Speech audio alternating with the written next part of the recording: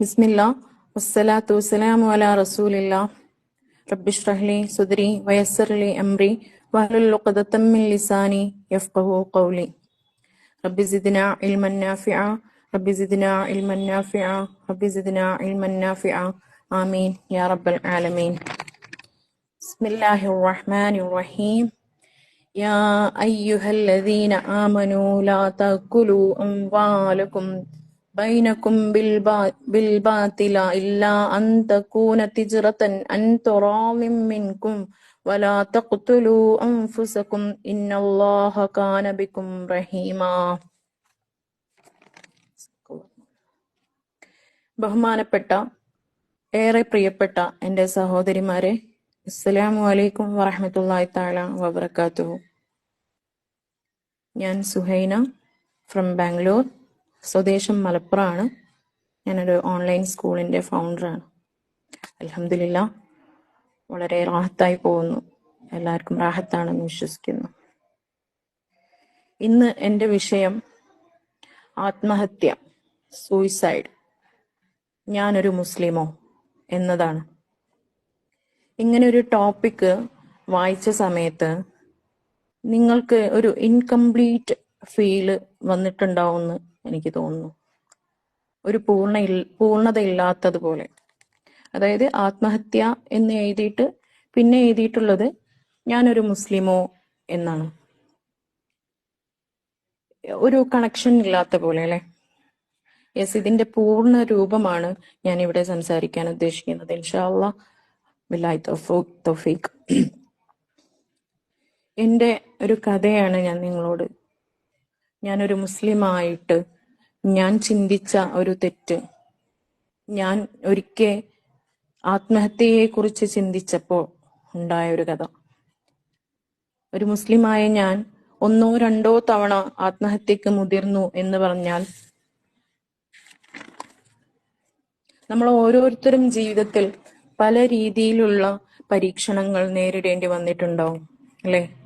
പരീക്ഷണങ്ങളിൽ തളർന്നു പോയിട്ടുണ്ടാവും, ഏങ്ങലടിച്ച് കരഞ്ഞിട്ടുണ്ടാവും, ഉറങ്ങാതെ എത്രയോ രാത്രികൾ കഴിഞ്ഞു പോയിട്ടുണ്ടാവും, ഇനി എങ്ങനെ മുന്നോട്ടെന്ന് തിരിയാതെ ഇരുന്നു പോയിട്ടുണ്ടാവും. ഇങ്ങനെയുള്ള പരീക്ഷണങ്ങൾ നേരിടേണ്ടി വന്നപ്പോൾ പലപ്പോഴും നമ്മുടെ ക്ഷമ കൈവിട്ടു പോയിട്ടുണ്ടാവും. ഈ ജീവിതം ഒന്ന് അവസാനിപ്പിച്ചാലോ എന്ന് ഒരു സെക്കൻഡെങ്കിലും ചിന്തിച്ചവർ നമ്മുടെ കൂട്ടത്തിൽ ഉണ്ടാവും അല്ലെ? സൂറത്തുൻ നിസായിലെ 29-ാമത്തെ ആയത്താണ് ഞാൻ നേരത്തെ ഓതിയത്. യാ അയ്യുഹല്ലദീന ആമനൂ ലാ തഅകുലൂ അംവാലകും ബൈനകും ബിൽബാതില ഇല്ലാ അൻ തകൂന തിജ്റതൻ അൻ തറാളിം മിൻകും വലാ തഖ്തുലൂ അൻഫുസകും ഇന്നല്ലാഹ കാന ബികും റഹീമാ. സത്യവിശ്വാസികളെ, നിങ്ങൾ പരസ്പരം സംതൃപ്തിയോടുകൂടി നടത്തുന്ന കച്ചവട ഇടപാടുകൾ മുഖേനയല്ലാതെ നിങ്ങളുടെ സ്വത്തുക്കൾ അന്യായമായി നിങ്ങൾ അന്യോന്യം എടുത്തു തിന്നരുത്. നിങ്ങൾ നിങ്ങളെ തന്നെ കൊലപ്പെടുത്തുകയും ചെയ്യരുത്. തീർച്ചയായും അള്ളാഹു നിങ്ങളോട് കരുണയുള്ളവനാകുന്നു. വലാ തഖ്തുലൂ അൻഫുസകും ഇന്നല്ലാഹ കാന ബികും റഹീമാ. നിങ്ങൾ നിങ്ങളെ തന്നെ കൊലപ്പെടുത്തരുത്. തീർച്ചയായും അള്ളാഹു നിങ്ങളോട് കരുണയുള്ളവനാകുന്നു. എന്തൊരു മനോഹരമായ വാക്കുകൾ. ആക്ച്വലി ഞാനും എൻ്റെ ലൈഫിൽ ചില സിറ്റുവേഷനുകൾ ഫേസ് ചെയ്യേണ്ടി വന്നിട്ടുണ്ട്. മരിക്കാം, സ്വയം ഇല്ലാതാകാം എന്ന് തീരുമാനിച്ചുറപ്പിച്ച സിറ്റുവേഷൻ. അസ്തഗ്ഫിറുല്ലാഹ്, അസ്തഗ്ഫിറുല്ലാഹ്, അസ്തഗ്ഫിറുല്ലാഹ്. വളരെ റാഹത്തായി ജീവിക്കുന്ന ഒരു കാലം എനിക്കുണ്ടായിരുന്നു. 3 മക്കൾ, അൽഹംദുലില്ലാ, നല്ലൊരു വീട്, ഹസ്ബൻഡിന് 5 ഷോപ്പുകൾ, 5 വണ്ടി, ബാങ്ക് ബാലൻസ്, ആവശ്യത്തിൽ കൂടുതൽ ജ്വല്ലേഴ്സ്, അങ്ങനെ ലക്ഷറി ലൈഫ്. എന്റെ കാഴ്ചപ്പാടിൽ ലക്ഷറി ലൈഫ് തന്നെ. അൽഹംദുലില്ലാ, അള്ളാഹു തന്നും തരാതെയും പരീക്ഷിക്കുമെന്ന് എൻ്റെ ഉമ്മച്ചി ഇങ്ങനെ ഇടയ്ക്ക് പറയാറുണ്ട്. അതുപോലെ അള്ളാഹു തന്നും പരീക്ഷിച്ചു, തരാതെയും പരീക്ഷിച്ചു. കൊറോണയുടെ രൂപത്തിൽ, ഫ്ലഡിന്റെ രൂപത്തിൽ അള്ളാഹു തരാതെയും പരീക്ഷിച്ചു. ഹസ്ബൻഡിന്റെ എല്ലാ ബിസിനസ്സും അവതാളത്തിലായി. വണ്ടികൾ പോയി തുടങ്ങി, ഷോപ്പുകൾ ഓരോന്നായി വിറ്റു, സ്വർണങ്ങൾ കൊണ്ട് പണയപ്പെടുത്തി ലോണുകളുടെ എണ്ണം കൂടി. ഏത് തരത്തിലെന്ന് വെച്ചാൽ ഫുഡിന് പോലും എന്ത് ചെയ്യണമെന്ന് മനസ്സിലാവാത്ത തരത്തിൽ ലൈഫിന്റെ പിക്ചർ മാറി മറിഞ്ഞു തുടങ്ങി. വീടിന്റെ ഉമ്മറത്ത് കടക്കാരുടെ ബഹളം, മൊബൈലിൽ കോളുകൾ വന്നാൽ എടുക്കാനുള്ള പേടി, ഒരു ദിവസം എങ്ങനെ കഴിച്ചു കൂട്ടുമെന്നുള്ള ഭയം, നാളത്തെ പുലരി കാണുമോ എന്ന് പോലും ഉറപ്പില്ലാത്ത ദിവസങ്ങൾ. ഒടുവിൽ അതും കേൾക്കേണ്ടി വന്നു. ഒരു കടബാധ്യതനായിട്ടുള്ള ഒരു ഭർത്താവിന്റെ ഭാര്യക്ക് നമ്മളുടെ സമൂഹം ചോദിക്കപ്പെടുന്ന ചോദ്യം, ഭർത്താവിന് തരാനുള്ള പൈസക്ക് പകരം ഞാനൊന്ന് അവരോട് അഡ്ജസ്റ്റ് ചെയ്താ പോരേ എന്ന്. നിങ്ങൾ മനസ്സിലാക്കണം ആ ചോദ്യത്തിന്റെ ഒരു അർത്ഥം. ഒരു സ്ത്രീയോട് ഇങ്ങനൊരു ചോദ്യം ഒരു സ്ത്രീ അഭിമുഖീകരിക്കേണ്ടി വരുമ്പോൾ ഉണ്ടാവുന്ന അവസ്ഥ. പക്ഷേ സത്യം പറയട്ടെ, ഈ ചോദ്യത്തിന് മുന്നിലും ഞാൻ തളർന്നിട്ടുണ്ടായിരുന്നില്ല. ചോദിച്ചവരോട് ചുട്ട മറുപടി കൊടുത്ത് ഞാൻ പിടിച്ചു നിന്നു. ഞാൻ തളർന്നു. ഞാൻ ജീവിതം അവസാനിപ്പിക്കട്ടെ എന്ന് ഞാൻ ചിന്തിച്ചു. അതെപ്പോഴാന്നറിയോ? ഈ സമയങ്ങളൊക്കെ എൻ്റെ ഹസ്ബൻഡിനെ ശരിക്കും ഉണ്ടായിരുന്ന റോൾ എന്താന്ന് വെച്ചാല് റൂമിൽ കമിഴ്ന്ന് കിടന്ന് കരയുക എന്നുള്ളതായിരുന്നു. വിശ്വസിച്ച് പണം തന്ന് സഹായിച്ച ആൾക്കാരുടെ മുന്നിൽ ഫേസ് ചെയ്യാൻ പറ്റാത്ത അവസ്ഥയിൽ, ഡിപ്രഷൻ എന്നൊക്കെ പറയാം. വീടിന് വെളിയിൽ ഇറങ്ങുന്നില്ല, പണിയില്ല, വീട്ടിലെ കാര്യങ്ങൾ അവതാളത്തിലാണ്, വീട്ടിലെ പാത്രങ്ങൾ കാലിയായി തുടങ്ങി, റേഷൻ പീടികയിൽ നിന്ന് അരി കിട്ടാനുണ്ട്, കറി വെക്കാൻ സാധനമില്ല, ആരോടും ചോദിക്കാൻ വയ്യ, വീട്ടിലെ കാര്യങ്ങള്, വീട്ടിലെ അവസ്ഥ കുടുംബക്കാരോടോ തൊട്ടടുത്ത സുഹൃത്തുക്കളോടോ പറയാൻ വയ്യ. 100 രൂപ തരുമോ മീൻ വാങ്ങാനാണ് എന്ന് പറയാൻ വയ്യ. അഭിമാനക്കുറവ്. ഹസ്ബൻഡ് പുറത്തിറങ്ങാതെ റൂമിന്റെ ഉള്ളിൽ തന്നെയായി. എന്താ ചെയ്യണ്ടേന്ന് മനസ്സിലാവുന്നുണ്ടായിരുന്നില്ല. ഓരോ ദിവസവും നേരം വെളുത്തിട്ട് വാതിൽ തുറക്കുന്ന സമയത്ത് മുന്നിൽ കാണുന്നത് കടക്കാരായിരുന്നു. കടം തന്നിട്ട് അവർക്ക് കൊടുക്കാത്തതിന്റെ പ്രതിഷേധം. വാതിൽപ്പടിയിൽ ഞാനും എൻ്റെ മക്കളും നിൽക്കും. ഇവരെ ഫേസ് ചെയ്യാൻ പറ്റാത്തോണ്ട് ഹസ്ബൻഡ് വരൂല. ഞാനില്ല എന്ന് പറഞ്ഞേക്ക്, എൻ്റെ ചെരുപ്പെടുത്ത് ഒളിപ്പിച്ച് വെച്ചേക്ക്, ഞാൻ പോവും മുന്നിൽ. എൻ്റെ മക്കളും ഉണ്ടാവും എൻ്റെ മാക്സി തുമ്പി പിടിച്ചിട്ട് ബാക്കില്. മക്കൾക്ക് അവരുടെ ഉപ്പച്ചി ഹീറോ ആയിരുന്നു, റോൾ മോഡലായിരുന്നു. നിസ്കാരവും തഹജ്ജുദും ളുഹായും നിലനിർത്തിയിരുന്ന, കുടുംബത്തിൽ നിലയും വിലയുമുള്ള, നാട്ടുകാരെ സഹായിക്കുന്ന അവരുടെ റോൾ മോഡൽ, അവരുടെ ഹീറോ. ഇതേ നാട്ടുകാർ, ഇതേ കുടുംബക്കാർ തള്ളി പറയുന്ന അവസ്ഥ, അവരുടെ വാപ്പാനെ കളിയാക്കുന്ന അവസ്ഥ എനിക്ക് അവരുടെ കണ്ണുകളിൽ കാണാമായിരുന്നു. അവരുടെ ഉപ്പ ഹീറോ ആയിരുന്ന അവരുടെ ഉപ്പ, അവർക്ക് റോൾ മോഡൽ ആയിരുന്ന അവരുടെ ഉപ്പ സീറോയിലേക്ക് വന്നുകൊണ്ടിരിക്കുകയാണെന്ന് അവർ തിരിച്ചറിയുന്നു എന്നുള്ളത് എനിക്ക് അവരുടെ കണ്ണുകളിൽ കാണാമായിരുന്നു. ഞാൻ തളർന്നത് അവിടെയാണ്. എൻ്റെ മക്കളുടെ മുന്നിൽ എൻ്റെ ഭർത്താവ് ചെറുതായി പോകുന്ന ഒരു സിറ്റുവേഷൻ. അവിടെ എനിക്ക് പിടിച്ചു നിൽക്കാൻ കഴിയുന്നുണ്ടായിരുന്നില്ല. ഞാൻ പഠിച്ചവനെ ഞാൻ ആക്ഷേപിക്കുന്നുണ്ടായിരുന്നു. എന്താ പഠിച്ചവനെ ഇങ്ങനെ? എന്താ എനിക്ക് മാത്രം ഇങ്ങനെ? ഞാനെന്താ ചെയ്തത്? എന്തിനാ അങ്ങനെ പരീക്ഷിക്കുന്നത്? എന്തിനാ അങ്ങനെ മാനം കെടുത്തുന്നത്? എൻ്റെ കുട്ടികൾക്ക് എനിക്ക് ഭക്ഷണം കൊടുക്കണ്ടേ? എന്നും അൽഫാമും ബിരിയാണിയും തിന്ന് കഴിച്ചിരുന്ന മക്കള് വൈകുന്നേരത്തെ ചായക്ക് ഡാർക്ക് ഫാന്റസിയും ഷവർമയും കഴിച്ചിരുന്ന മക്കൾക്ക് ഒരു നേരത്തെ ഭക്ഷണം സുഭിക്ഷമായി കഴിക്കാൻ കഴിഞ്ഞാൽ മതിയായിരുന്നു എന്ന് എൻ്റെ മക്കൾ ചിന്തിച്ചോണ്ടിരുന്ന ദിവസങ്ങൾ. ഞാൻ പഠിച്ചവനെ ആക്ഷേപിക്കായിരുന്നു. എന്നും പരാതികൾ പറയായിരുന്നു. അങ്ങനെ ഇരിക്കെ 11 ലക്ഷം രൂപയുടെ നമ്മളുടെ കാറ് വീട്ടില് മക്കൾക്കും എനിക്കും എൻ്റെ ഹസ്ബൻഡിനും ഒക്കെ ഇഷ്ടമുള്ള നമ്മളുടെ ഒരു കാറ് ഫൈനാൻസുകാർ എടുത്തു കൊണ്ടുപോയി. അടവടയ്ക്കാത്തതിന്റെ പേരിൽ ഫൈനാൻസുകാർ എടുത്തുകൊണ്ടുപോയി. നാട്ടുകാരുടെ മുന്നിൽ, അയൽവാസികളുടെ മുന്നിൽ വീണ്ടും മാനം കിട്ടും. ആളുകൾ തടിച്ചുകൂടി. പരസ്പരം അവര് പമ്മി പലതും പറഞ്ഞു. അവിടെ എൻ്റെ മക്കള് എൻ്റെ മുഖത്തേക്ക് നോക്കുന്നുണ്ടായിരുന്നു. എന്താണ് ചെയ്യേണ്ടതെന്ന് അവർക്കും മനസ്സിലാവുന്നുണ്ടായിരുന്നില്ല.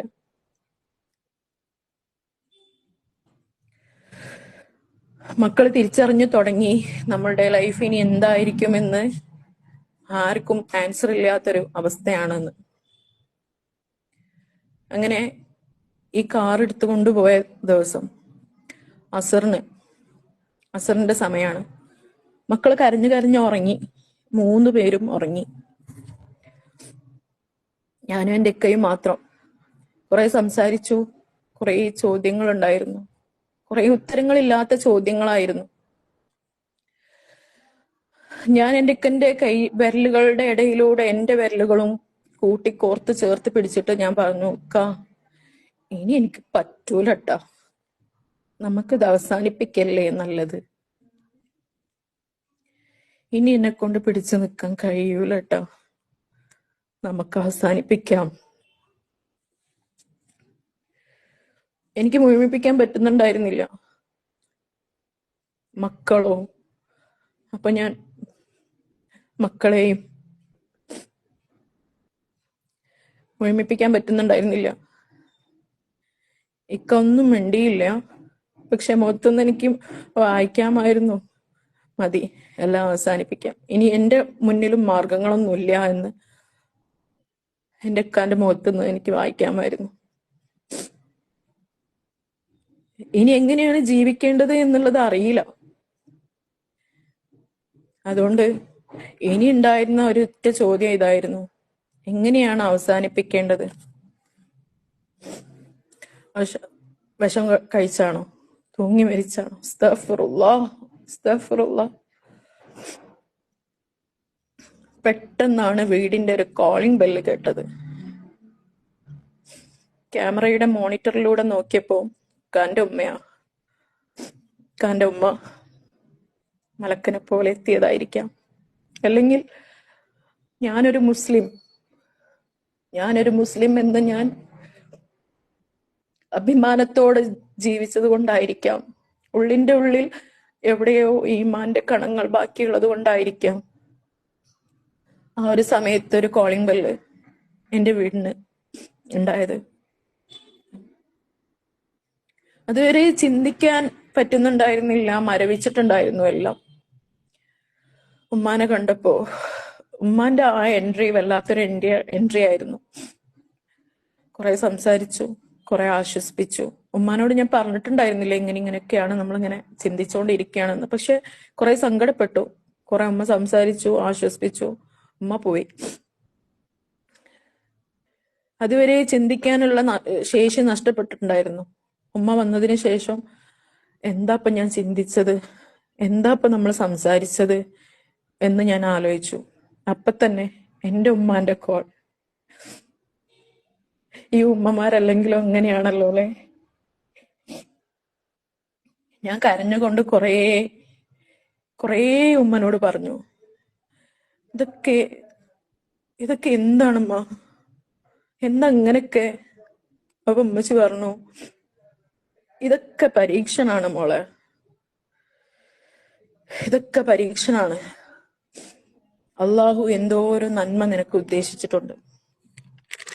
നീ കാത്തിരിക്ക്, നീ ക്ഷമയോടെ കാത്തിരിക്കെന്ന് പറഞ്ഞു. ഞാൻ പൊട്ടിത്തെറിച്ചിട്ട് ഉമ്മനോട് ചോദിച്ചു, ഇനിയും കാത്തിരിക്കാനോ ഉമ്മ? ഇനിയും ക്ഷമിക്കാനോ? എന്താ അമ്മച്ചി പറയണേ? എങ്ങനെയാ ഇനി ഞാൻ കാത്തിരിക്കേണ്ടത്? പഠിച്ചോൻ എന്താ മനസ്സിലാവാത്തത്? അപ്പൊ ഉമ്മ പറഞ്ഞു, ക്ഷമിക്കുക, ക്ഷമിക്കുന്നവന്റെ കൂടെ പഠിച്ചോൻ ഉണ്ടാവും. പഠിച്ചോൻ കാരുണ്യവാനാണ് മോളെ.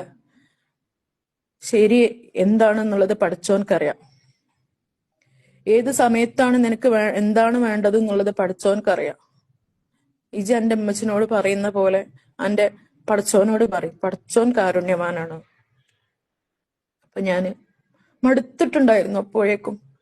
ശരി, ഏതായാലും ഇത്രയും സഹിച്ചില്ലേ, ഇത്രയും കടന്നില്ലേ, ഇനിയും സഹിക്കാനാണോ?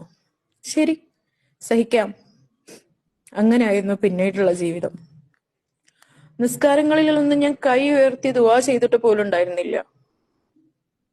എനിക്കിതാണ് ആവശ്യം, എനിക്കിത് കൊണ്ടാന്ന് പോലും ഞാൻ എന്റെ പഠിച്ചവനോട് ചോദിച്ചിട്ടുണ്ടായിരുന്നില്ല. ഞാൻ ആകെ ഒരൊറ്റ കാര്യം ചെയ്തിട്ടുണ്ടായിരുന്നുള്ളൂ. രാത്രികളിൽ ഇരുന്ന് പൊട്ടിക്കരഞ്ഞിട്ടുണ്ട്.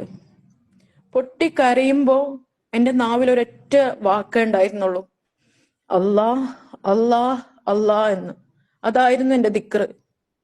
അല്ലാതെ പരീക്ഷണ സമയങ്ങളിൽ ചൊല്ലാനുള്ള ദിക്റുകളോ ദുആകളോ ഖുർആൻ എടുത്ത് ഓതേ ഒന്നും ഞാൻ ചെയ്തിട്ടുണ്ടായിരുന്നില്ല. മനസ്സ് തട്ടി ഞാൻ അള്ളാനെ വിളിച്ചിട്ടുണ്ടായിരുന്നു, അല്ലാ അല്ലാ അല്ലാ. എന്റെ റബ്ബ് അത് മാത്രം വിളിച്ചപ്പോ തന്നെ എന്റെ പടച്ചോൻ കേട്ടു.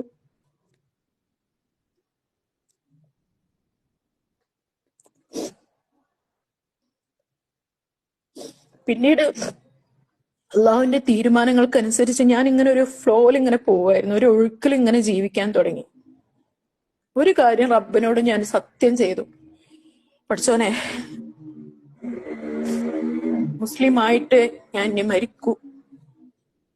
ഇനി ഞാൻ എന്റെ ജീവൻ സ്വയം മരിക്കാമെന്ന് ഞാൻ ഇനി ചിന്തിക്കൂല.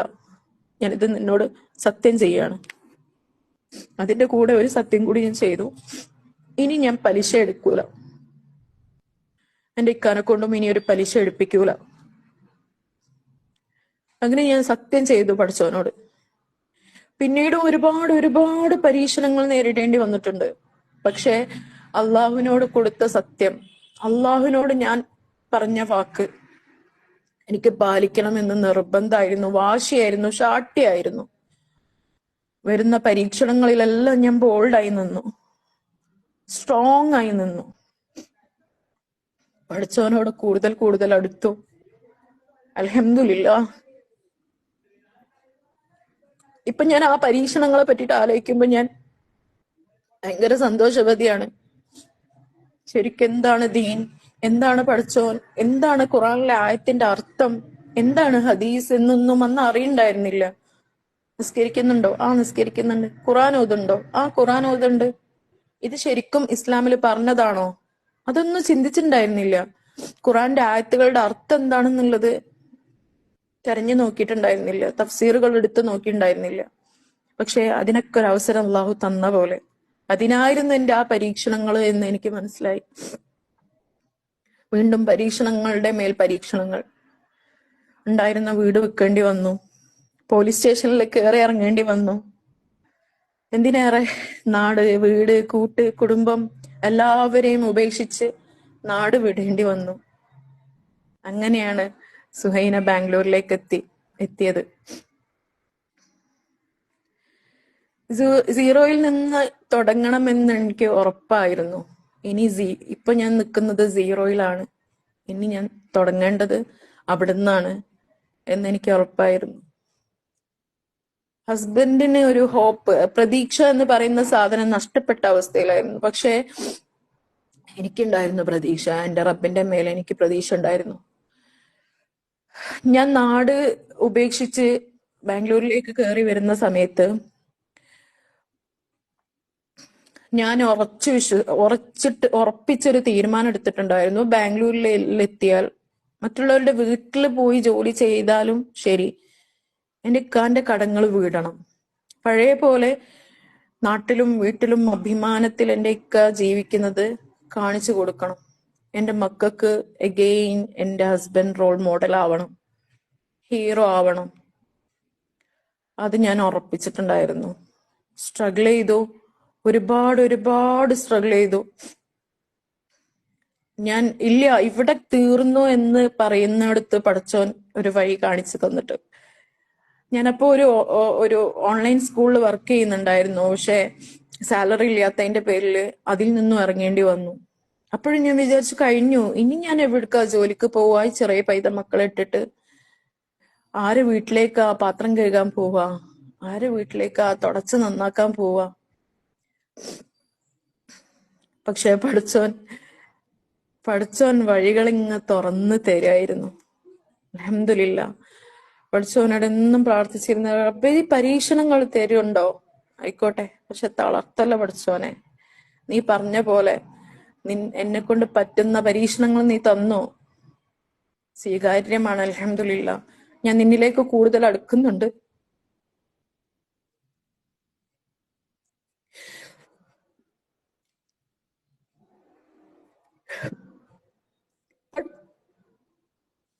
പഠിച്ചോനിലേക്ക് കൂടുതൽ അടുക്കുന്നുണ്ട്.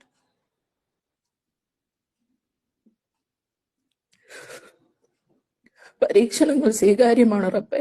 എനിക്ക് ക്ഷമിക്കാനും എനിക്ക് താങ്ങാനും പറ്റുന്ന പരീക്ഷണങ്ങൾ തന്നോ റബ്ബേ. ഇപ്പോഴും കടങ്ങളൊന്നും വീടിയിട്ടില്ല, കുറെയൊക്കെ വീടി തുടങ്ങിയിട്ടുണ്ട്. എന്നാലും എനിക്ക്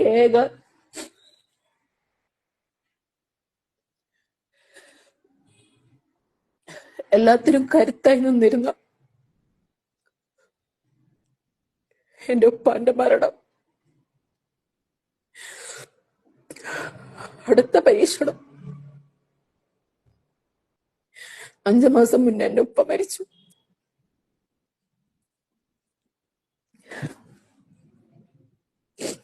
എന്റെ ഇക്കാന്റെ കടം വീടാൻ ആദ്യം വലിയൊരു എമൗണ്ട് തന്ന് സഹായിച്ചത് എന്റെ ഉപ്പയായിരുന്നു. എന്റെ ഉപ്പ ഭൂതം നിധി കാക്കുന്ന പോലെ കാത്തു സൂക്ഷിച്ച എന്റെ ഉപ്പാന്റെ ഇഷ്ടപ്പെട്ട വാഹനം, എന്റെ ഉപ്പാന്റെ കാറ് വിറ്റിട്ട് 8 ലക്ഷം റുപ്യ തന്നിട്ട് പറഞ്ഞു, മോളെ ആദ്യം ബാങ്കിലെ ലോണിന്റെ പ്രശ്നം തീർക്ക്, എന്നാലേ നിങ്ങൾ നീരുള്ളൂ എന്ന് പറഞ്ഞു. ഒറ്റയടിക്ക് 8 ലക്ഷം രൂപ ബാങ്കിലെ കൊണ്ടടച്ചു. അവിടുന്ന് അങ്ങോട്ട് പിന്നെ ഓരോ രൂപയും സൂക്ഷിച്ച് വെച്ച് ഞാൻ കടങ്ങൾ വീടാൻ തുടങ്ങി. എന്റെ ഇക്കക്ക് ധൈര്യം കൊടുത്തു തുടങ്ങി. അങ്ങനെ ഇന്ന് ഞാൻ അൽഹംദുലില്ലാ, ഇന്ന് ഞാനൊരു ഓൺലൈൻ സ്കൂളിന്റെ ഫൗണ്ടറാണ്.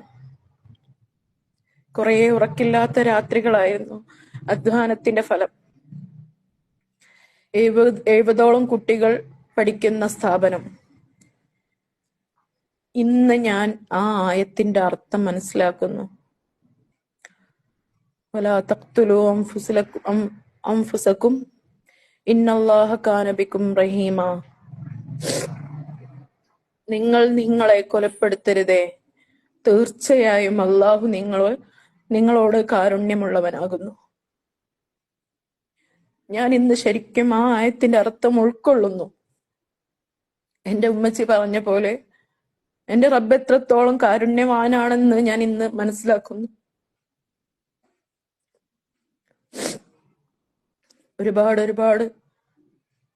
ഒരുപാട് പരീക്ഷണങ്ങളുടെ കഥകൾ ഇനിയും പറയാനുണ്ട്. എന്റെ പ്രിയപ്പെട്ട സഹോദരിമാരെ,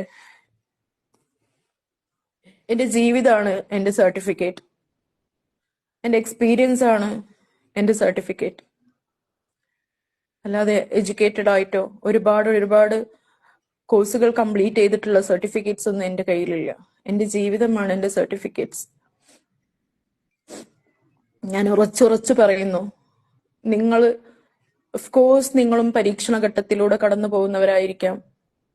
അള്ളാഹുവിന്റെ മേലുള്ള ഉറച്ച വിശ്വാസം, അള്ളാഹു കൈവിടൂല എന്നുള്ള ഉറച്ച വിശ്വാസം നിങ്ങൾ ഉറപ്പിച്ചു വെച്ചോളി. ആര് കൈവിട്ടാലും, ഭർത്താവ് കൈവിട്ടോ വിട്ടോട്ടെ, ഉപ്പ കൈവിട്ടോ വിട്ടോട്ടെ, മക്കള് കൈവിട്ടോ വിട്ടോട്ടെ, നിങ്ങളുടെ ശരീരം പോലും നിങ്ങളോട് കൈവിട്ടോ വിട്ടോട്ടെ, പടച്ചോൻ കൈവിടൂല. നമ്മൾ എത്ര നന്ദി കെട്ടവരാണെങ്കിൽ പോലും എത്ര നമ്മൾ അള്ളാഹുവിനെ അധിക്ഷേപിച്ചാൽ പോലും പടച്ചോൻ വളരെ കാരുണ്യവാനാണ്. എന്റെ എക്സ്പീരിയൻസ് ആണ് എനിക്ക് നിങ്ങളോട് ഈ കാര്യം പറയാൻ തോന്നിപ്പിച്ചത്. ഇൻഷാ അല്ലാ അള്ളാഹു എന്നും നമുക്ക് സന്മാർഗം കാണിച്ചു തരട്ടെ. ഇത്തരം ബുദ്ധിമോശങ്ങളിൽ നിന്ന് അള്ളാഹു താല നമ്മളെ രക്ഷപ്പെടുത്തി തരട്ടെ. എന്നും അള്ളാഹുവിനോട് നന്ദിയുള്ള അടിമകളായിട്ട് ജീവിക്കാൻ അള്ളാഹു താല തൗഫീക്ക് ചെയ്യട്ടെ. മരണം വരെ ഒരു നിസ്കാരം പോലും ഖളാ ആവാതെ അള്ളാഹുവിന് വേണ്ടി നിസ്കരിക്കാൻ അള്ളാഹു തൗഫീക്ക് ചെയ്യട്ടെ. അതിനുള്ള ആരോഗ്യവും ആഫിയത്തും അള്ളാഹു നൽകട്ടെ. ഇത്തരം പരീക്ഷണങ്ങളിൽ അള്ളാഹു നമ്മൾ ആരെയും പെടുത്താതിരിക്കട്ടെ. ആമീൻ ആമീൻ യാ റബ്ബൽ ആലമീൻ. ربنا آتنا في الدنيا حسنة وفي الآخرة حسنة وقنا عذاب النار وآخر دعوانا أن الحمد لله رب العالمين. السلام عليكم ورحمة الله تعالى وبركاته.